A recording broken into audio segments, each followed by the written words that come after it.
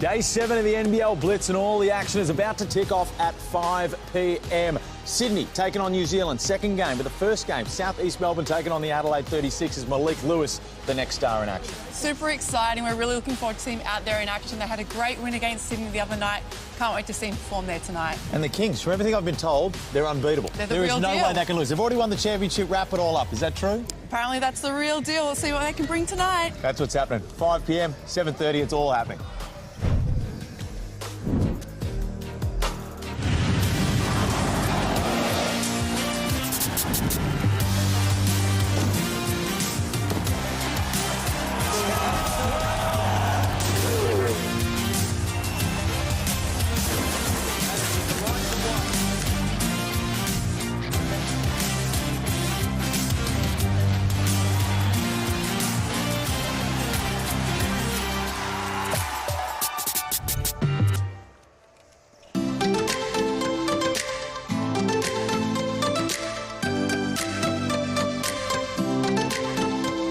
All right, we at Carrubbin Sanctuary.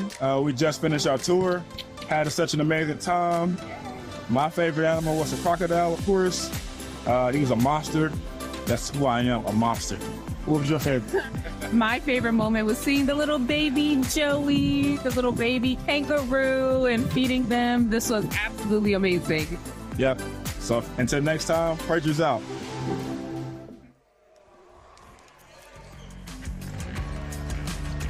Hello and welcome to sunny Gold Coast. The NBL Blitz is in full swing. We're up to day 7. I'm Felix von Hoff, that's Alice Kunak right there. And we are ready to crack in the Southeast Melbourne Phoenix taking on the Adelaide 36ers now. The rosters may look a little bit different because, of course, with the start of the season so close, we're seeing a couple of the superstars rested. But in saying that, we get to see a couple of the guys that are really going to fight for these backup positions where this game is going to mean a whole lot to them. It will, Felix, and it's a chance for them to step up and really show their coaches that during the season they can be called upon. They want minutes. They're fighting for these minutes, and I think it's going to be a really exciting game here tonight. We've also got, of course, the NBA scouts line this venue. I believe there's something in the 20s of NBA scouts. Of course, Sean Marks, the GM of the Brooklyn Nets, is here as well, and Malik Lewis is the one that they're going to have their eyes on here. We saw Lockie Ulbrich really rise to the occasion. Of course, not a next star, but an NBA draft hopeful guy. I believe it was 9 for 9.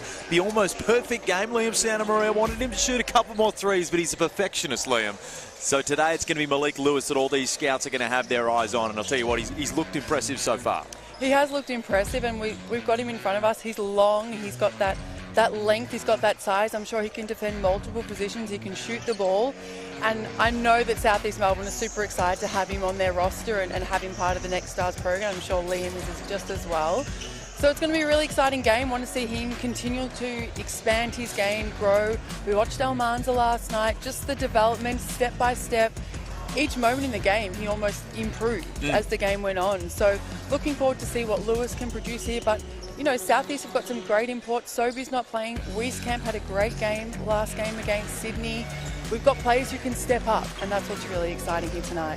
To say the Adelaide 36ers had a tumultuous off-season would be a gross understatement. But I'll tell you what, it has taken a bit of a turn. They're 3-3 in the pre-season. They've just signed, with Jarrell Martin being out for, I believe, 3 to 6 weeks, and the first 4 rounds of the season, they've signed Montrezl Harrell, who could be one of the better signings we've seen in the history of the NBL, given his resume. 6th man of the year in the NBA. He's going to make a huge difference to this lineup. Of course, he's not here tonight, but geez, talk about just turning the fashion around for the 36ers based on what we saw early going. It will be, and it's super exciting once again to have him here in our league, and especially for the Adelaide 36ers. We hope to see Martin back on the court sooner rather than later, but you know, I'm sure we had the GM of the Adelaide 36ers here the other day, and they're super excited with how the direction of the club is going. We don't want to bring up the past anymore. That's in the past. They want to move forward as a group. We've seen really promising signs from this team in the NBL Blitz in the pre-season, and we know that they just want to move forward. They've got great guys. They've got really great people as well as basketball players, and that's just so important for players as well. So I think, you know, having Harrell in this lineup really is just a huge increase for the club and for the team, and especially for the league as well, Felix. The past will be brought up, I can guarantee you, if they start to lose games as the season progresses. But what we've seen, I think they're going to have a really successful start to the year. Of course, I was worried with Martin being out, but bringing in a guy of the calibre of Montrezl Harrell, I think that stems that bleeding a fair amount and possibly improves. And that's saying something because Jarrell Martin is one of the best bigs in this league. South East Melbourne, on the other hand, a scoring powerhouse. Now, we know in the past they've always been able to score the ball and defence has been the issue. It looks like this year they've decided, you know what? We probably won't fix the defence too much, but we're going to add even more points on the board. So we're not going to see the full firepower tonight, but there's still a couple of these backup positions that they'll be fighting for, but boy, can they put points on the board. They can. They had 113 against Sydney the other night, and we thought maybe the defence might be improved. They might have cracked under the 100, but giving up to 101 to Sydney. But hey, that's a great scoring productivity from South East Melbourne Phoenix, and we know they can put points on the board. No Sobey tonight, but it does give a chance for other players to step up, and just a chance to see for Mike Kelly what combinations work, what rotations work during the season. How do we get more out of some athletes? What's going to work really for this team? And maybe they work on the defense as well. No. Boring. Let's go 120 to 100. That's the sort of basketball we want to see. We're going to cut to a quick break. The Adelaide 36ers and South East Melbourne not far away.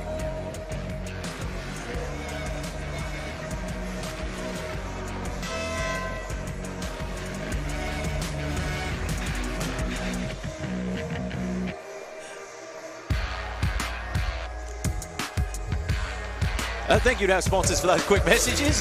Your starting five lineups for this one: Nick Marshall, Lapmayan, Ben Grishik, Tom Kubank, Sunday Deck, and for the South East Melbourne Phoenix, Owen Foxwell, who's been impressive, Matt Hurt, Joe Wisekamp, Angus Glover, and Geordie Hunter. Now, Geordie Hunter is the big one in this lineup because you look at the Sydney Kings and they're fairly small across the board. Geordie Hunter, they lose him. He goes to South East Melbourne. He's going to be a big factor. And I know we get excited as Australian basketball fans. Anytime we get a big man who's playing somewhat relatively good basketball, we start screaming from the rooftops, boomers, boomers, boomers. But Geordie Hunter is a guy who I think is legitimately could play his way into a national team position. I agree with you totally, Felix. I've watched Geordie Hunter's career at the Sydney Kings, and I've watched really, great spirits and great positive emotion, just his growth and personal development as a person and as a player. And, the chance to get to the Boomers is something that I think that he should be knocking down the door on. And I think South East Melbourne getting a pickup and a guy in Geordie Hunter is just amazing for them. And I think that he can really take his game to the next level this season, Felix. I think he's got the tools to do it. He's long. He's got a great body. He's got good IQ in the basketball game. Here he is on screen. And I definitely think that he should be knocking down that door for the Australian Boomers, Felix. Might be challenging Tanner Groves for the lumberjack look if he can just continue to grow that beard out a little bit as well. We're not far from getting this one tipped off and underway. Owen Foxwell as well as a...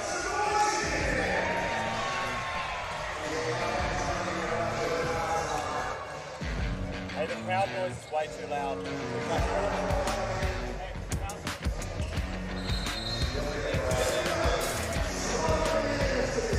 Getting ready to get underway here.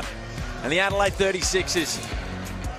Nick Marshall, of course, a big NBL one season in Mount Gambier. Another player who constantly dominates the off-season. Sunday Deck looks to go through the chest of Foxwell. Can't find anything. Marshall back up top.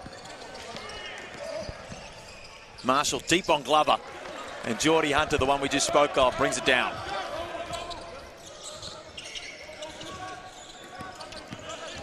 Foxwell looks to have just overtaken Ben Eyre for the backup position in these early preseason games from what we've seen so far. And at his age, it's a pretty remarkable effort because Ben Eyre's quite the player. He is, and Foxwell's had a great off-season with the Eltham Wildcats. They won the NBL Championship in the South. We've seen how aggressive he is. I've been watching his brother closely at United. I love the way they play. They play with such conviction and confidence. And, I think he can be a really great point guard for this team off the bench. Glover, we've seen him time and time again with the clutch gene with Eltham. Of course, in the preseason, Geordie Hunter with a strong move down the lane. Good pass from Glover. Can't finish. They spent some time together in Sydney, obviously, and I think that connection is going to be really strong and something they can really bring to this team. As Kubank knocks down that three, nice to see him knock that down. I think that connection is something that they can really bring to this team. They can bring their leadership, and it can really shine through. Kubank, the injury replacement player this year for the 36ers, getting some burn in the preseason. And as I spoke, Glover with a great pass again inside to Geordie Hunter, who slams it home. It's all good and well to have the firepower on offense, but when you move the ball like that, you make it a whole lot more difficult for the defense. And Angus Glover once again showing his worth here. A guy that, you know, you cannot just, you have to be excited to watch him this year with South East Melbourne. He fits this team to a T. Didn't quite get the opportunity. He gets a chance here from 3 and knocks it down as expected. Didn't get the opportunity that some say probably deserved in Sydney. Had a run of injuries beforehand. A real talented junior coming up and just had the worst of luck. And we're finally, hopefully this year, going to see the best of him. Yeah, and full credit to him staying persistent, and we know how hard injuries can be and how tough it is mentally, but for him to continue to fight and work on his body and his knees and you know, still be playing great basketball, I think is really great for him. Great pass from Geordie Hunter. Fortunately, Wieskamp was a little too hot to handle, but the ball movement in the early going here for South East Melbourne's been impressive. It has been impressive. I love the way they move the ball. They're cutting off one another. They're looking at that high-low look. They've got Hurt who can stretch the floor. Geordie is smart. He's a high IQ player. He knows to read the guards of the South East Melbourne Phoenix. Deck finds Gristic up top. A big body. We haven't seen too much of him in the past there as Deck gets that one blocked away.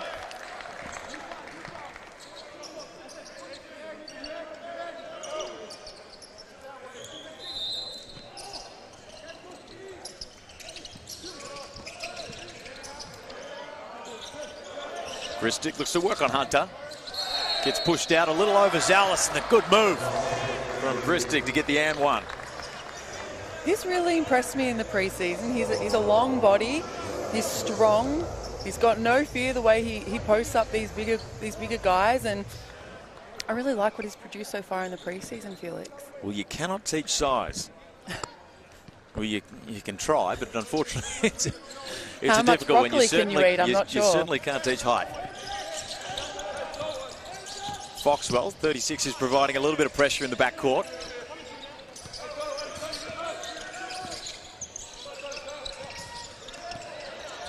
Hurt gets in, finds Geordie Hunter for another slam. His second dunk of the game. Gets knocked over on the way back for his troubles.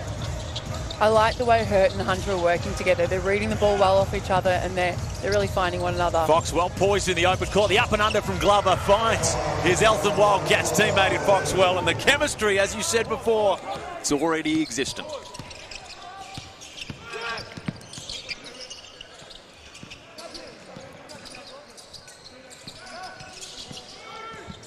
Gristic back in again, a little too hot to handle. Foxwell in the open court. Again, so poised, finds it back out to Hunter, kicks it to Glover. 2 for 2 from Glover to start.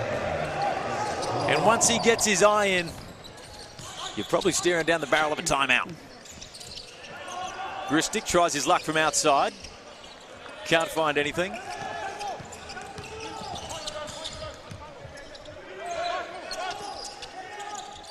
And this South East Melbourne roster just so deep offensively, as we've spoken time and time again. The firepower as Wieskamp tries one from outside, can't get it to fall. They are deep, and in the off-season they've added quite a few shooters. They've obviously had Sobey come into the lineup. That addition of shooters allows players like Sobey to get on the rim, allows that really great pick-and-roll basketball game that we've seen so far. And then it's just read and react. If the defense coming, hit the next player, next player. When you've got shooters all around the three-point perimeter, it opens up the floor totally, Felix. NBA scouts, executives and GMs rising to attention as Malik Lewis subs into the game for the first time, along with Vodanovic, Ben Eyre and Matt Kenyon. Matt Kenyon being poised as a bit of an X factor on the defensive end to be able to come in and lock down for short spurts. He is, and I think something that he can really add to his game is having that knockdown three-point shot, adding that cheapy 3, 6, 8 points off the bench. That'll keep him on the floor, Felix. Marshall, just a pure scorer. Can't get that one to go. Kenyon will find it on the other end. Hurt, good strong take. Can't finish, but he'll go to the line for 2.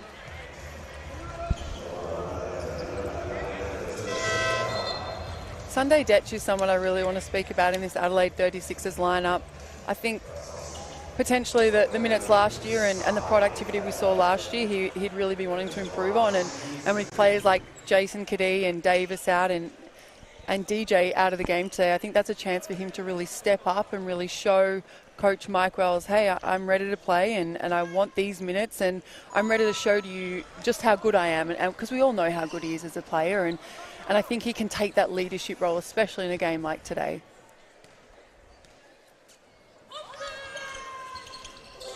Hurt good from the line. Alex Starling checks into the game, along with Jacob Rigoni. Latmam hard through the paint, guarded by Lewis. Benair never gun shy. Finds Vodanovic on the low block, who likes the matchup there. Big body. Uses all of it, and Kenyon comes up with a board. Lewis, great pass to the corner.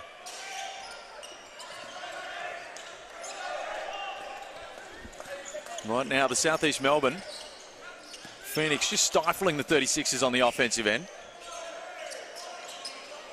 It's always tough, and of course, you look at the outs for this game. The entire starting unit for the 36ers, you're always going to have these teething moments, and you probably wouldn't expect them to be gelling in the early going here.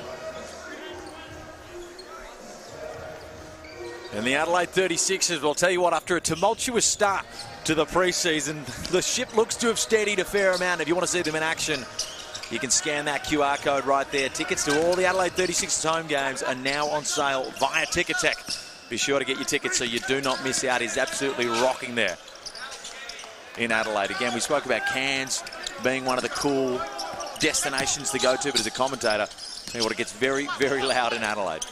It's a great place to play, and the way they pack out their stadium, and they've got loyal fans, so I'm sure they're really looking forward to a great season this season. Kenyon can't find anything, and Hurt with, dare I say it, the lucky putback. A lucky putback for sure. Time out to the Adelaide 36 as the Southeast Melbourne lead this one by 11. A little over 4 minutes to go in this first term. Of course, both of these teams with the majority of their main units out. Derek Walton Jr., Nathan Sobey, the two key cogs, the new recruits for Southeast Melbourne and the Adelaide 36ers. Well, I don't have enough time to run through the list of outs right now, but a majority of their key contributors, which, as we said before, there's backup roles, third string roles the guys are fighting for right now, so you arguably get a little bit more intensity than you sometimes would with the season around the corner when you let the young guys get out there and fight for it. You do, but this is a good chance for Coach Mike Wells and the Adelaide 36ers to really come into this time out and just have a refocus. What do we want to focus on? Where defensively, they're letting Southeast Melbourne basically get everything they want. They've got on the rim, they've shot the ball well, they've rebounded well. Now it's time to lock into their defense. We focus on the defense, we get stops, and then we can run out in transition. We saw last game how great they were at running in transition. We had Isaac running the floor. That's the chance for the next person. Starling, get a rebound, sprint the floor in transition, get an easy layup. That just starts to get the offensive turnover and productivity ticking over.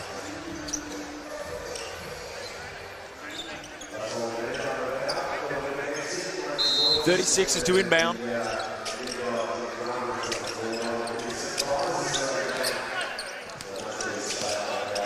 Southeast Melbourne with their hands on the throat in the early going. Finds Starling in the paint. Good strong finish. Stems the bleeding.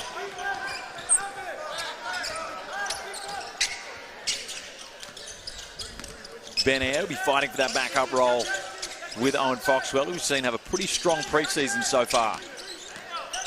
Yeah. Great little pass to Kenyon down low. Gets swarmed, can't find the finish, but finds the rebound on his own shot. Uses his power and goes straight back up with it. He's a hustler, Kenyon, and while he's that dog on the defensive end, they're the sort of buckets he's going to give you. It's not all going to be flash, but he's going to work his tail off. He will, and that's super impressive by him. He stayed in the play. He missed the first one.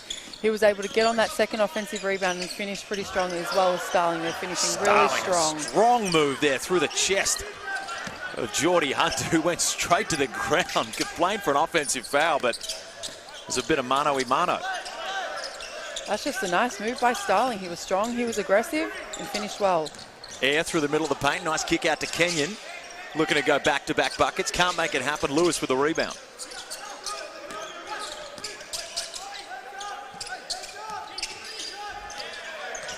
Lewis takes it through the paint with a nice Euro step in the and one finish.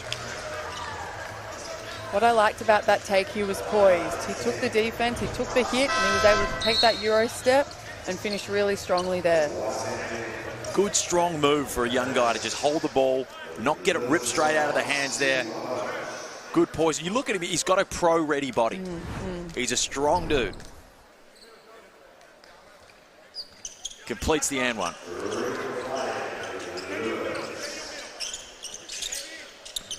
.12-point lead as the Phoenix apply the backcourt pressure here, and they come up with it. Twice now the 36ers have been picked off in the backcourt. This is where they have to make the adjustment, get two guards up, send someone to the middle. The middle is generally always open when a team is pressing the ball. And then that just opens up the floor. Lewis finds Wieskamp on the wing. Hunter can knock it down from outside. Gets the commentator's curse on that one and hits absolutely nothing.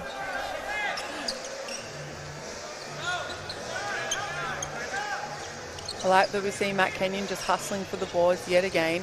That's going to keep him in the ball game and keep Mike Kelly putting him on the ball. Just that ability to just hustle and get those cheap little points for the team. Starling kicks it out in the open court to Rigoni, who knocks it down.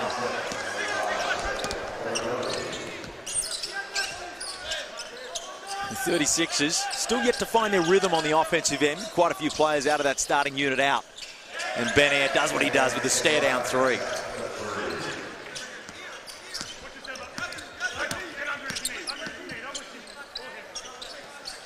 Marshall. Back to Starling up top, who likes the matchup on Geordie Hunter, who's gone straight through his chest twice. Goes the up and under there, wanted the contact, wasn't found. And Wieskamp will go the other way, but Starling has got a target right through the eyes of Geordie Hunter. Lewis had some success going to the rack earlier, looks to do the same. And Air will slow it down. The moving screen, something that Geordie Hunter's been guilty of a couple of times throughout his career, because he is, the hard part of it is, as a coach, he's a great screener. He is a great screener, but he just reached out his hand a little bit on the defender there, and that's going to be a moving screen every day of the week. If he was stationary and just didn't put his hands out and kept them in his cylinder, he probably wouldn't have been called for that moving pick. It's always a tough one as a coach when you've got a player that does something so well, but you're always probably going to get one a game that's going to be a moving pick. It's because he hits those screens so hard. Marshall through the middle. Finds Rigoni on the outside, the quick trigger. No luck. Little over a minute remaining in this first term. 12-point lead to the Phoenix. Glover 2 from 2 from the outside so far. Lewis likes the matchup. Finds Glover, kicks it on. And Foxwell, that's his shot right there. There is something about left-handed players in a photos. Marshall goes straight through the middle of the paint for the easy lay-in down the other end. That's what Adelaide need. They need easy points. Get out in transition, get stops and run the floor. Easy, hard, difficult, indifferent. They need points right now. Good defense there from Marshall, working both ends of the floor right now. Get ready for NBL 25. Make sure you scan that QR code and enter to go into the draw to win a signed NBL jersey. I'm not going to tell you who it's signed by. NBL tickets, a 3-month KO gift card, and a $130 NBL store voucher, which Alice Koenig, you could probably use to buy a jersey and then get it signed by anyone you want. You could. Just throw it down from the rafters at the stadium and say, sign this. Attach a pen. Marshall again going through the rack. Can't get that one to be finished. Do you know who it's signed by, or you can't tell? Secret. I have been worded up, but I'm sworn to secrecy. I signed an NDA. 6 seconds remain in the first term. Glover loves the end of the shot clock. Gets a little out of control there, overzealous. And 0.9 remain. Adelaide will get the last look at it. And Angus Glover, who's just been such a clutch player. And, you know, it's all good and well to hit a couple, but he has hit them consistently throughout his career. Even the Sydney Kings final series, as Rasmussen throws up a heavy prayer. Goes unanswered. 14-24 at the first break in this one.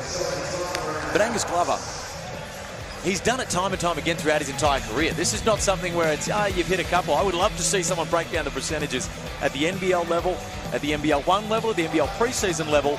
He loves a go-ahead three. He does, but he is such a great shooter. So we want to see a player like that of his caliber take those shots. He's strong in his body, as we see him on screen. He's a great passer. He's a great shooter. But like we said, he's worked on his body. He's overcome a lot of challenges throughout his career so far. And I think the upside's just so promising for Angus Glover. And hopefully in a system like this at South East Melbourne Phoenix under Mike Kelly can really suit him. We know that what he can give to this team, and we know how he can continue to improve. Certainly tough to read too much into these preseason games with the Rosses. Adelaide without a majority of their starting unit, but the Phoenix, even their second unit right now is an offensive powerhouse. And you look at guys like Foxwell, guys like Ben Air. You know, Malik Lewis is going to continue to develop as this season goes on. They don't really drop off. They've got a lot of guys that are capable of having 20-point bursts. Angus Glover, through this entire bench unit, you've got guys that on any given night, they can give you 20, 25 points. We've seen them all do it on various occasions. Of course, Foxwell still waiting to have that massive breakout game, but I can certainly sense it. They do, and the thing probably for the Phoenix is going to be, how do you put such good scorers all together on any given moment, and then conversely down the defensive end, which I've been impressed with so far. They've held Adelaide to 14 points in a quarter. That's winning basketball. You held a team to 14 points a quarter for a full 40-minute game. You're going to win more games than none. You hope so. Tongue-tied. So I'm sure Mike Kelly will be really impressed with that. We saw them pressing in the full court. That's something we often haven't seen from the South East Melbourne Phoenix. And now it's up to the Adelaide 36ers. How do we get productive on the offensive end and soften the blow on the defensive end? Kadee and DJ playing the leadership role, getting into the ears of some of these younger players as they come off. And that's what you want. You want these older guys. It's all good and well, you know, you get given the game off. You can sit back and relax. You've got the season around the corner, but you want them to be in the ears of these guys. You want them to be paying attention, because when the season comes around, these are the ones that are supporting you. These are the guys that are towel waving for a lot of the time, and it's not for everyone on the court at the moment. There is guys that are going to be playing very meaningful minutes this year, but just staying engaged. For sure. And I mean, these players rock up and do everything that a lot of the starters and the heavy minute players do. They're doing everything plus more. They're always doing the extras as well. So to give them great extra ball movement by South East. Great ball movement. Wieskamp looks like the shot was just tipped a little bit. But Malik Lewis, impressive so far. Making good decisions. It's all good to be overwhelmed when you've got the scouts in the building and you want to just take 2-3 extra dribbles and try to make it too fancy. But a couple of good penetration and kick-outs. Yeah, he reads the game well. He knows where to pass the extra pass. He knows the stops. He's up in defense. He's long like we see. It does. It's that, do I continually score and show myself off to the world, or do I just play my role step by step and make good decisions and good plays when it's needed? Good defense there from Lewis on Marshall as Foxwell takes it the other way. Lewis again using the bigger body on Marshall. Finds the great kick out. Foxwell, his first miss from outside tonight.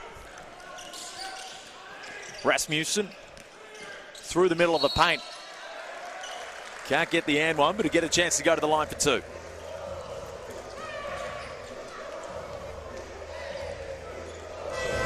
Ten-point lead to the Phoenix. 3-3 in the preseason so far for the Adelaide 36ers.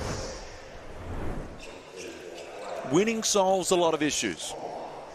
It either solves it or sweeps it under the rug. I'm not sure, but hopefully it can solve some issues for the... So does signing an NBA Sixth Man of the Year. There's a lot of things that can cover past wounds, and Adelaide is a fierce basketball crowd. And then I will say this as well, the Adelaide 36ers fans is an educated basketball fan base. You cannot fool those fans. They know their basketball. There's some cities, major cities, where you sometimes just get basketball fans in general, but in Adelaide, they know their hoops. They're a faithful crew, they are. Hurt from outside, can't drop it.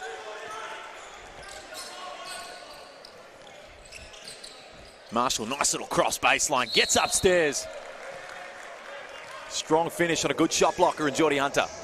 Talking about winning, solving the issues, I think looking from the outside and speaking to a lot of the guys, just the atmosphere around the group is so much better. The guys look happier. We spoke about the way they're playing. They're enthused. They're playing together. They're playing for one another, which is probably something we didn't see last year from the Adelaide 36ers.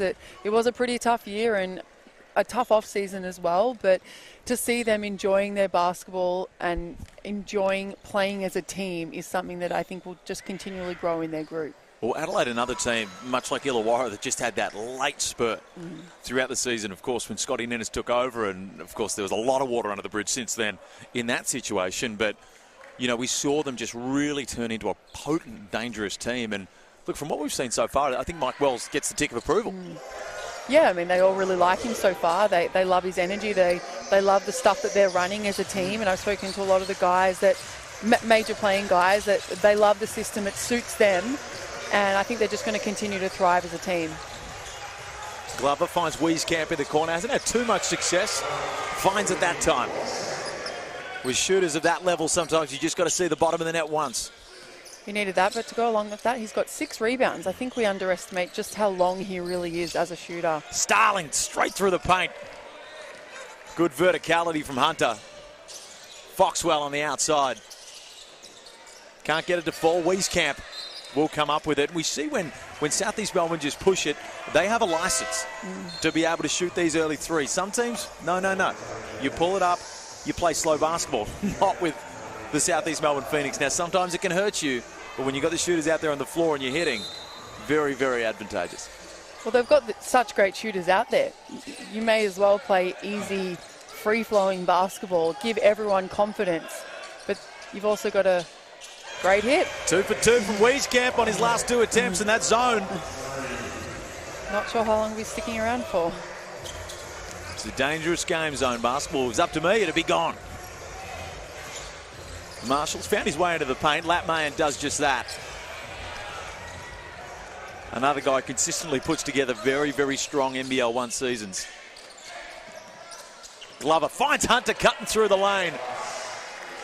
That's a great pass. He assessed his options. He looked to the outside to see if there was any shooters, and the defense have shifted, and Geordie Hunter just rolling strong to the rim there.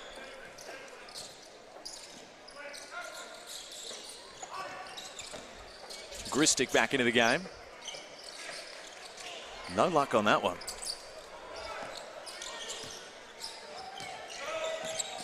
Foxwell again finds the cutting. Geordie Hunter is not too happy with the finish there. Gives the ref a little look off on the way round. And Marshall looks to be the figurehead right now for this 36ers offense. D'Arcy. Mayan on the outside, looks to work off the on-ball. Second attempt from the same spot. Can't get that one to fall. The 36ers are just shooting the 3 at 25%. I'd like to see them get the ball inside, move the ball from side to side, shift the defense, and get better looks inside. Get the ball inside the hoop as well, just in general. Foxwell looks to be cementing that backup spot. And a guy that, look, over the last couple of seasons, and a guy that chose to forego college, is really impressed. And I've said it time and time again, but just his poise as a young guy, as soon as he got in there, is Kubank. Gives it an attempt from outside. Vodanovic will clean it up.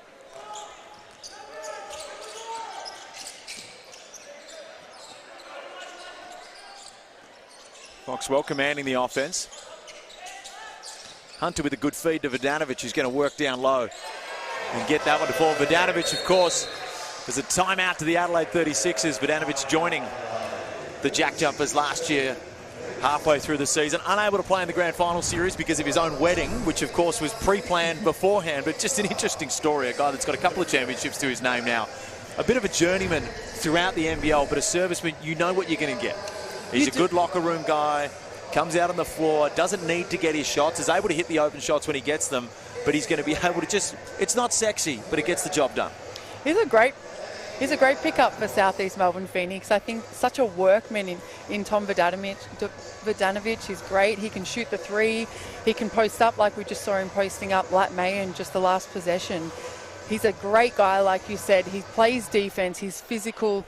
I think he's the perfect serviceman for the South East Melbourne Phoenix. He certainly is. And don't forget about the NBL Plus app. Oh, you've got the regular NBL, I hear you say.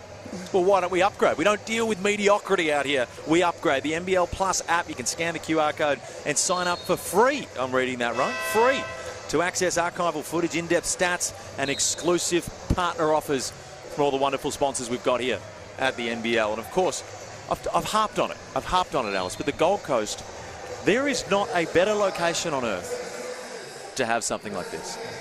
Couldn't agree more. I went for a leisurely jog beforehand. Now, when I say leisurely, it was incredibly slow. But it was incredibly slow, not because of my lack of fitness, Because the beauty around the ocean's right there. The people walking amongst the Esplanade. It's just like everyone's a 10. Everyone's just beautiful and glowing. Their skin is glowing. They're all happy. They all wake up at 2 a.m. and exercise. Buffalo Bill over here. Oh. Ben Ant tips it off. He'll look to spin his way into the paint. And Vodanovic, the serviceman, will give it right back. This is where Adelaide really need to come together and they need to really focus as a group. They've let themselves go a little bit on the offensive end. They probably haven't got the best high percentage looks or productivity out of their offense. They've got to really lock down in the defense now and in the next few possessions and get high quality looks on the offensive end. Majuk subs in, of course, spent the NBL one season with the Ballarat Miners. Just another big body where you know what you'll get.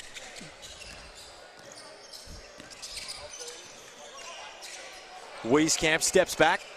2 for 2 in his last 2 attempts. Can't get that to roll, and Gristic will come up with it.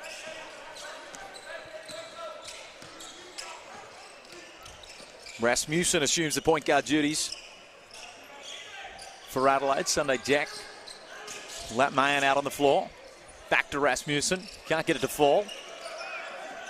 And Majuk had a couple of big rebound games in the NBL 1, and he's a guy that, you know, if there are some injuries throughout the year, we might see him a little bit more, but he can certainly rebound at an elite level. He's got a great body. He's long as he goes.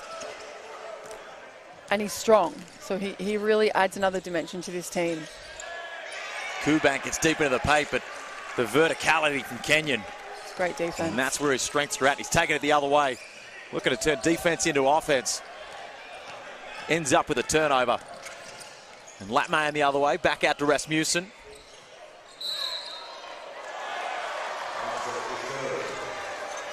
That's a great take by Rasmussen. Mayan kicked the ball out. The guy closed out to him as a shooter, and he was able to put the ball on the floor, attack the closeout, and finish strong.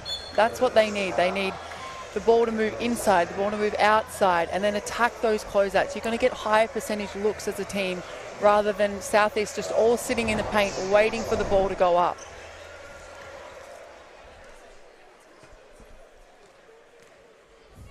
Rasmussen at the line.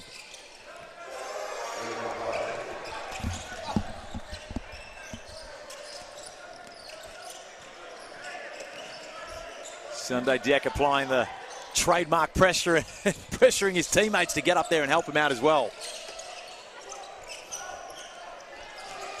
And Adelaide just looking to saddle Southeast Melbourne. They need a bit of an energy shift. And Vodanovic just doing what he does best, being in the right place at the right time. That's a great high-low look. He was able to seal him up the line, use his body well, and just finish the easy 2. Kenyon upping the pressure.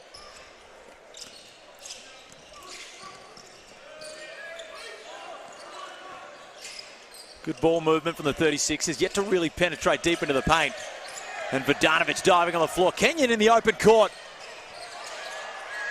Looks to go upstairs, can't make it happen, but the next star, Malik Lewis, cleans it up. We know it's a preseason game. Adelaide don't have their main guys playing, but we spoke about it earlier, Felix. This is a chance for that second-tier group, bench guys, to really find their role in this team and find where they're going to get minutes within this team. And it's something that I'm sure Coach Mike Wells has really harped onto them. Like, you've got to put your best foot forward. Show me, how can I rely on you during the season? And I think the offensive productivity I've spoken about just hasn't been up to where Adelaide would really like it. And I think that probably starts from the defensive end. But they've got to find a solution here as a group. 21-point lead for Southeast Melbourne, a potent offensive group. Gristic can't get it to fall. Kenyon just doing the dirty work tonight. Air pushes. Lewis from the corner. Gets that one to fall. And the NBA scouts and the GM stand to attention. He's got a nice shot. The next stars have been impressive. Almanza yesterday I thought was really, really impressive for the Wildcats, just showing length and touch, things that you just cannot teach. And hopefully we see these guys later on way up the draft boards. Nice little cross back from Air. Knocks it down. I love the Southeast Melbourne guys just getting up, really happy that he knocked that 3 down. He shifted the defense and he was able to set his feet and knock down the 3. Marshall from outside. Of course, Dante Exum, owner of the Southeast Melbourne Phoenix. I'm sure he's tuned in and watching this one. Kubak. Can't get it to fall, but crashing the offensive glass. Here's Deck. Finds Kubak back down the middle.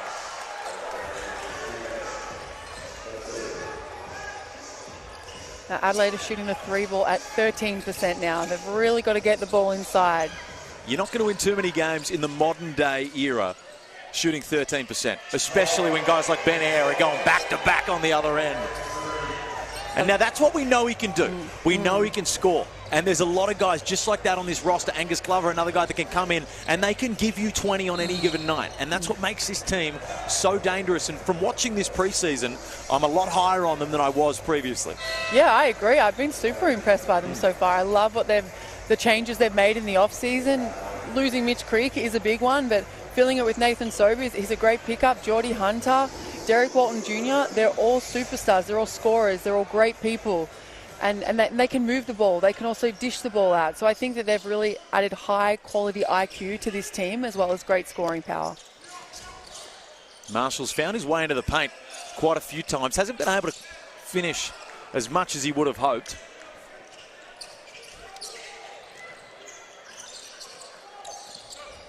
Yeah, 2 for 2 in his last 2 attempts. Can't get that one to fall.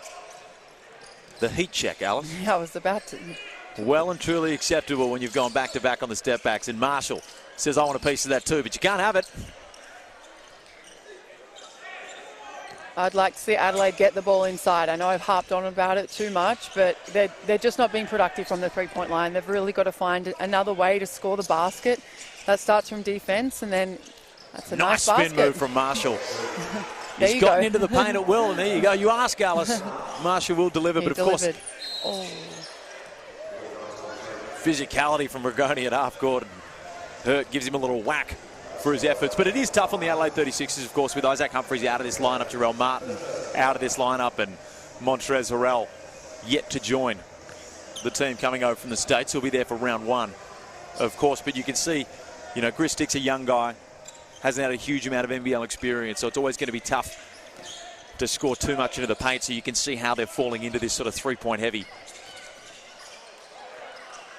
Kenyon from outside, little flat. We spoke about Isaac Humphries and Harrell coming into this group and just how good they are and how good we know that the Adelaide 36ers can be, but players like Christie can step up because we hope Isaac stays healthy all season. We hope we see Jarrell Martin back. But this is a time where you can really show, yes, this is what I worked on the off-season. If something happens, I can play minutes, 2, 3, 4 minutes just to give Isaac a rest. You can rely on me in the game. I can come in, I can be solid, I can play defense and just get those little cheeky points. And I'm sure that Mike Wells is really asking from his players. 0.5 differential between the shot and game clock. Kenyon. 6 remain. Finds Majuk. Gets the foul. He'll go to the line. 3.8 seconds remain. Barring an offensive rebound, the Adelaide 36ers will get a chance to return serve. 25-49. Yet another dominant offensive half from the Southeast Melbourne Phoenix, who have loaded this roster with firepower top to bottom. Not quite the Sydney Kings style firepower when we talk known names in NBL folklore, but a lot of guys, you know, with a little bit more youth that I think are going to be able to put up similar numbers. It's going to be really exciting to watch these guys. But the Southeast Melbourne Phoenix, if you want to rise with the Phoenix, then go over to Ticket Tech, grab those tickets, or it's 2024. You scan that QR code. If you haven't scanned a QR code this weekend, then you probably don't own a phone. I don't think because we have inundated you with them. But if you want to get down there, they do a fantastic job at the Southeast Melbourne Phoenix. You can rise with the Phoenix in NBL 25. Get down there, make it loud, wear your green. There's Marshall, one last shot attempt.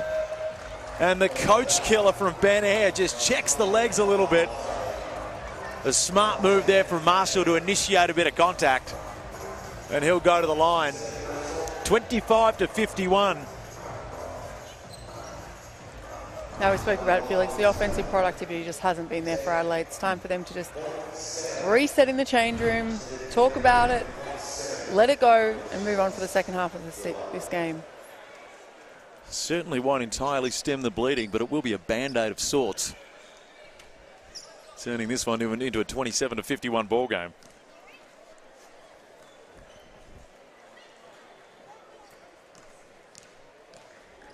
Nick Marshall leading the way for the 36ers with 9 points. One more shot to make it 10 here. And Ben Air, of course, doing it by committee, South East Melbourne. And I think that's something we're going to see.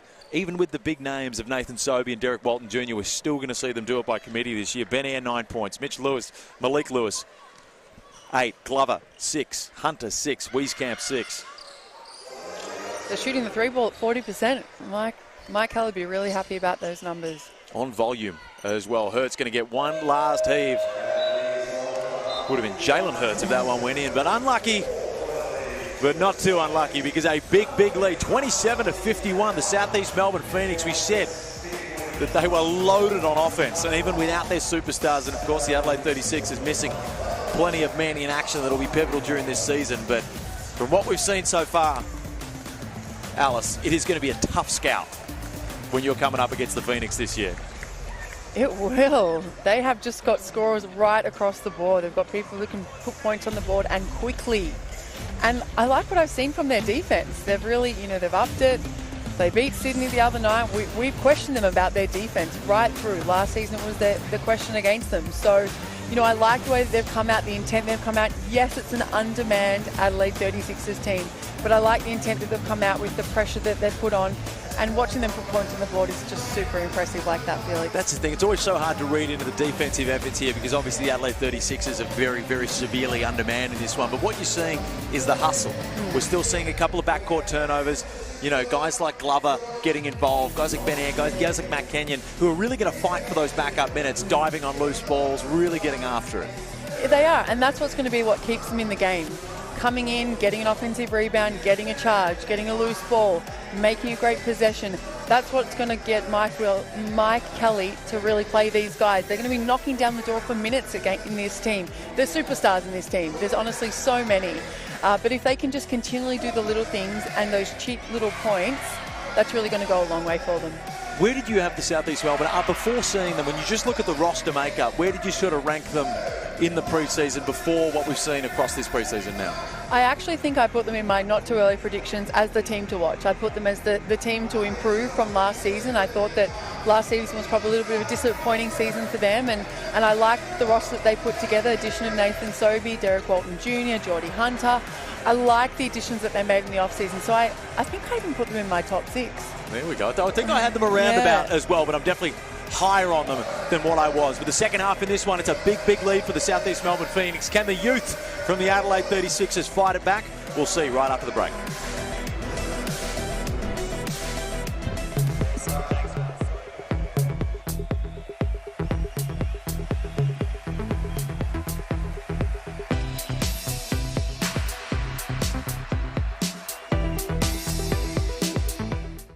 Want to stay up to date with all the latest, direct from the NBL? That is enormous! Well, download the free NBL app now. It's jam-packed with live scores, stats, exclusive content, and much more.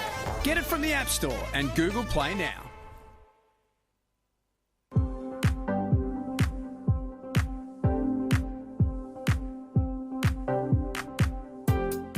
Visiting the Gold Coast for the first holiday, I would say just beware, because you might not want to leave. You might want to stay. So definitely a beautiful place to be at. The food, the people, the scenery is great. I would definitely encourage you guys to come out. Bringing your family here to the nice sanctuary is also just amazing as well. So I think it's just a great place. This has definitely been one of the best experiences that I've had so far at the Gold Coast. I would recommend everyone come out and check it out, because I'm loving it so far. Seeing the koalas with our little koalas.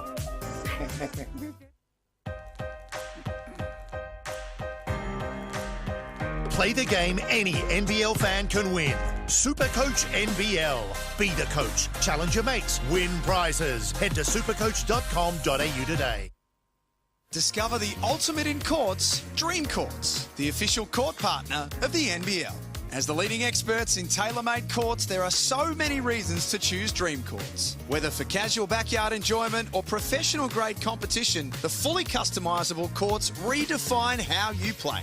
Dream Courts offers an unparalleled playing experience for everyone. Elevate your game with a Dream Court designed just for you. Visit dreamcourts.com.au to get a quote today.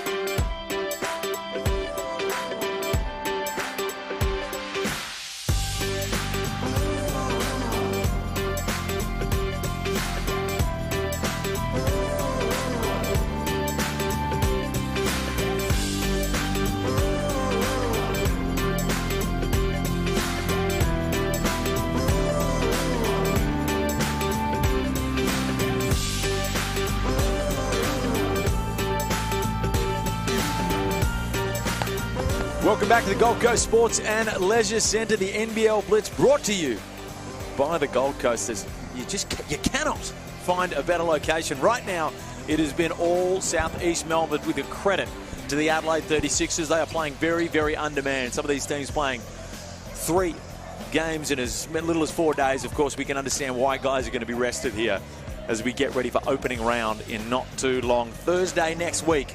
It all kicks off for all the marbles. But the Phoenix right now across the preseason. I'm joined by Alice Kunak, superstar, commentator, player, you name it, she's doing it. The Southeast Melbourne Phoenix are going up in my estimations. They're going up in mine too. They've been really impressive. I like the way their offensive productivity, the way they've moved the ball, they've shared the ball. They haven't run anything super complicated. They've just run easy basketball, but they've run it well. So, full credit to Mike Kelly and the way he's coached his team in the off-season and put together just a great roster. And I know they're going to continually shine and goes from strength to strength in the season. And if you would hope so. Well, they've set the bar high. I'm going to say if they can continually pick up the defensive pressure and add that element to the game, which is something that we've always questioned from them for a little while now.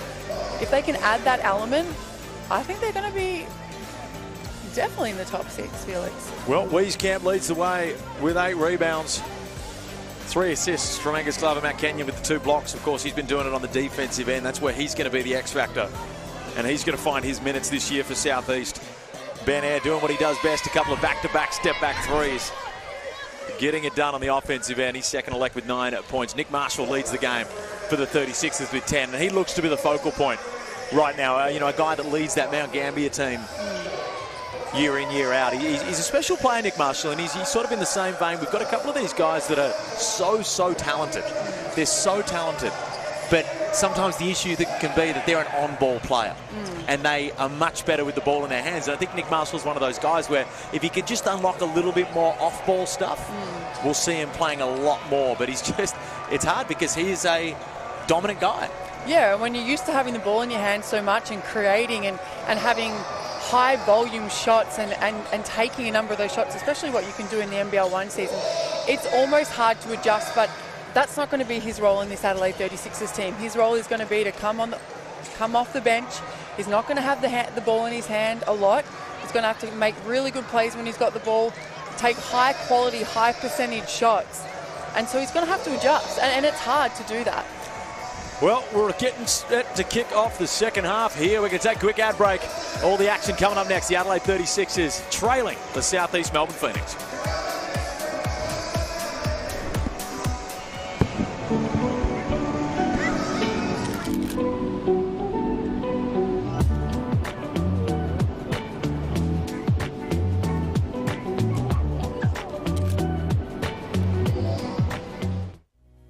thrilled to tell you about Swim Start, a game changer for our littlest swimmers. Swim Start is making waves by breaking down barriers for learn to swim lessons in Queensland. We believe every child should have a chance to learn this important skill. That's why Swim Start is offering vouchers valued up to $150 for eligible children up to 4 years of age. Parents, carers and guardians, this is your chance to dive in. Check your eligibility online and apply now to create a generation of confident swimmers. Let's make a splash together.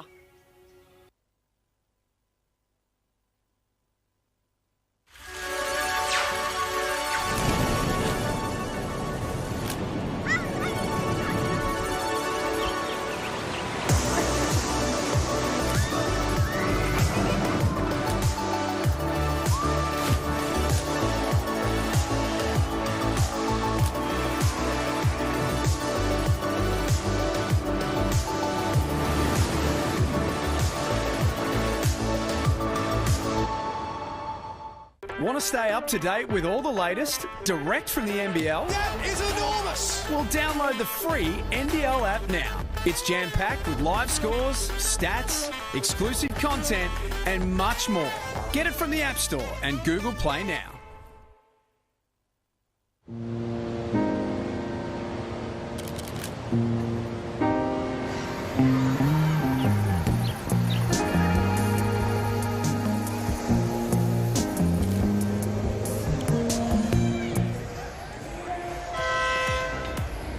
Welcome back to the Gold Coast Sports and Leisure Centre. If you look in the middle of, we got a new guest, Olgun Ulick, resident newsbreaker. Have you got any other monikers that you like to go by on the Gold Coast? Just general loiterer around the team hotel. General Loiterer. Oh, I read that as a military name. It's General Loiterer. Captain Loiterer. No, but of course you're the Montrezl Harrell signing is the big one, and don't you call me on mispronouncing his name. Montrezl Harrell. Montrezl Harrell. Harrell sounds a little bit better. We all know who you're talking about. A huge signing. Where do you rank that in terms of quality of player signings in the NBL? So I'll put it like this, contextually.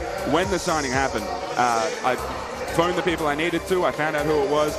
And then I had to double check. I went through his stats through his NBA career. He averaged 18-7 one year. So I figured, is this actually the guy they're getting? Did they actually land Montrezl Harrell? And it was him. But honestly, it's up there as like top 3, top 5. You know, you put it up there with, you know, Andrew Bogut and Al Harrington and Josh Childress, one of these types of players. Montrezl Harrell was a real damn good NBA player. Well, the surprising thing for me was I thought that he was still in the NBA. Yeah. When they signed, I wasn't aware that he hadn't been offered a new contract, which surprises me. I mean, it's because he didn't play anywhere overseas because he had that ACL injury. So he tore his ACL, meniscus, had that surgery. That was about 13 months ago.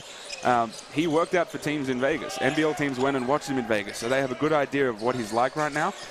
May take him a little bit to really get back up to speed, but he should come in. And again, he was a quality NBA player not that long ago, and he's only 30 years old. Jack with the step-back attempt. Can't get it to go. Hunter will pull it down. The Adelaide 36ers have got a lot of work to do to get back into this ball game. Yeah, you mentioned the teams went and saw him work out. What fitness level do you think we're going to see him come into? Is he at 100%? Is he at 70? Is he 80? God forbid 90? Look, I think people are expecting him to be above 70, 80%. The general conditioning, game fitness, that stuff will come. That's obviously not going to be there. He hasn't played proper basketball in 13 months, but they're expecting him to be a functional basketball player when he gets here this weekend.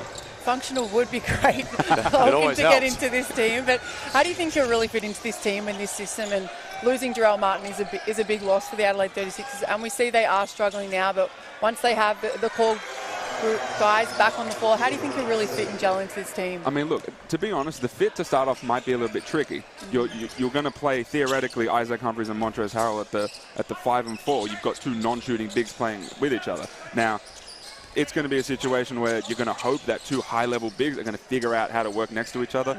Both should have a relatively decent high IQ. Isaac Humphries is obviously more experienced in the FIBA game. But you would expect them to work well together, and then hopefully when Jarrell Martin gets healthy, one of them is going to come off the bench. I wonder if Montrezl Harrell sort of goes back to his OG role, the role that he excels in that 6-man role. Foxwell with a nice little hesitation to get the open layup there, and the scoring continues to pile on here for Southeast Melbourne. Southeast Melbourne, your thoughts on this roster makeup, because we've spoken about at length what I've seen from them throughout this preseason has really risen my expectations on what I thought when I saw the original roster. But their bench especially, a lot of people talk about Sydney, but just sheer scoring power. Glover, Eyre, Foxwell. These guys are all capable of having 20-point games in the NBL. Yeah, I think most people around the league are expecting this team to be a really high-level, high-potency offensive team, right, with the pieces they have. The question for them is whether they can defend at a high level consistently. You think of their starting lineup of, Walton, Sobey, Wieskamp. I don't know if any of those guys are preferable point of attack defenders. So maybe you end up starting a Glover or a Kenyon and rolling with that. But I agree with you. You look at who's out there just right now. Imagine, Derek Walton Jr. at the point, and you got Glover and you got Wieskamp filling the wings. That floor is going to be so open, so they can score a ton of points. The question will be whether they're going to give up a ton of points too. You know what? I'm always on the side of, I understand when people say, look, you got to be able to defend and you win championships through defense, but there comes a point where if you score enough, you're usually all right. From what we've seen from South East Melbourne and the weapons they've still got to come to this lineup, I start to think they might score enough. Yeah, that didn't work, Felix. That I feel like work that's gone. A few years ago with the Perth Wildcats, they had one of the best offensive ratings in the league. They had one of the worst defensive ratings. It gets you to a certain point, but if you want to win a championship, that defense has to be at a certain level. I'd still say they'll have good enough defense with guys like Glover can defend, Kenyon can defend, Walton Jr. can defend, Geordie Hunter's great at the rim, fantastic verticality. I think they've got the pieces where we're not going to be liabilities on the defensive end. Yeah, I look at Geordie Hunter. He's going to be unbelievably important for this team. He's playing with like a level of confidence right now. Like, he knows he's a champion. He's one of the more proven players on this team. The non-Geordie Hunter minutes scare me. They do get very thin if he gets in foul trouble. Right, Matt Hurt jumps up to the 5, and I think they do lose a little bit defensively with him at the 5. Well, there's two ways you can get your breaking news in the NBL. You can go directly to the source and follow Olgun Ulick on Twitter, which I encourage you to do. He'll never let his source go. I asked him the other night. Send him a couple of angry DMs while you're at it as well. But also, download the free NBL app, and you can get in there, and I might be able to entice you to download NBL Plus as well. But breaking news directly to your device. Go on there. Make sure you download that NBL app. NBL.com.au/app is how you do that. I'm reading the sheet. You're taking his job, Olgun. That's for cavemen. If you want to go and use the World Wide Web, you do it straight via the mobile phone as Wieskamp just works his way in there, and Glover put back. He's been having himself a game. On the topic of Jarrell Martin, his fitness levels. Now, I'd heard through various things that he maybe wasn't at 100% fitness when he came in. This injury now is probably going to push that timeline even back. What condition is Wieskamp? Just picks it off in the backcourt. Uses the body, the strong move, and one finish. That's a tough finish. That's a tough finish. Look, Jarrell Martin, he came in, he walked into the Blitz. He's out of shape. Yeah. Right? I think that's what led to his foot injury as well. That patella tendon injury is largely healthy. When they try to work him back into form, as we see that Wieskamp finish, when they try to work him back in, I think they overloaded him a little bit. I think he was slightly overweight, and so he got a hot spot on his foot. Now, he's more than likely to miss. My feel is 6 to 8 weeks. That's what it feels like. That's roughly what Montrezl Harrell's deal is. So they're expecting him to get back into shape, get back into form. They're working with him. They wouldn't devote all the resources and time into trying to get him healthy if they weren't trying to keep him. But I think this is going to be a longer-term injury. I think 6 to 8 weeks. It's tough. A foot injury of a guy of his size, 6 to 8 weeks almost seems like a little bit lesser than it maybe might be. And then it's like, how does he come into the fold? How does he fit in the system? How does he, 6 to 8 weeks is a lot of games in basketball. That's a lot of games that they would have played together. Yeah, Sorry about the crowd behind us. For those who think we've just been attacked by a swarm of parakeets, we haven't. There's screaming children all over the place here, but you can easily be conferred with a swarm of birds. Do you think that 6 to 8 weeks, and how do you think he then comes into this team when they've probably found their footing and people are finding their roles, and then they kind of throw things around again and they bring him back into the team? So he's still going to be so important because they really don't have many other options at the 4 spot. You can theoretically go Lat Mayen going up to the 4. He can shoot it. He's got some size. But they're going to need him to fill that spot. And when you look at the team right now with only one of Harrell or Martin, they don't have that much big depth. That was an issue coming in before they signed Montrezl Harrell. It was Isaac Humphries and then just Ben Christie behind him. With Jarrell Martin, you think that 3 high-level bigs, if they were the first or second option on any team, they'd be 20 points per game guys. So you can theoretically see it working. Someone is going to have to take a backseat. I think whether that's Harrell or Martin, we'll see. Montrezl Harrell, of course, he's coming out for he'd be on a short term. Montrezl Harrell. I'll call him Trez. Trez just coming here basis. on a short-term deal. Yeah. Is there a likelihood that potentially, if he doesn't get that, if he comes out and he plays his tail off, he potentially gets an NBA gig? Is there the potential for him to stay in the NBL elsewhere? Is it something, is there talk that he could play out the season with Adelaide? Is there anything along those lines? Yeah, so it wouldn't be elsewhere. I think there's a higher chance than not that he ends up staying. Geordie Hunter goes upstairs, and Nick Marshall made a business decision to stay out of that one. There's a lot of business decisions being made this NBL Blitz, sorry. Smart man, Nick Marshall. That is high IQ. There's a higher chance than not that I think Montrezl Harrell ends up staying with the 36ers. That would ultimately mean that they would have to not marquee one of Isaac Humphries and DJ Vasiljevic, and they'd have to cut a player as well. They'd have to deactivate one of their local players. Who would they? If you are comfortable saying, is there a player that would probably be the most likely to be deactivated if that happened? I don't want to speak out of turn, but just look at the back end of their roster.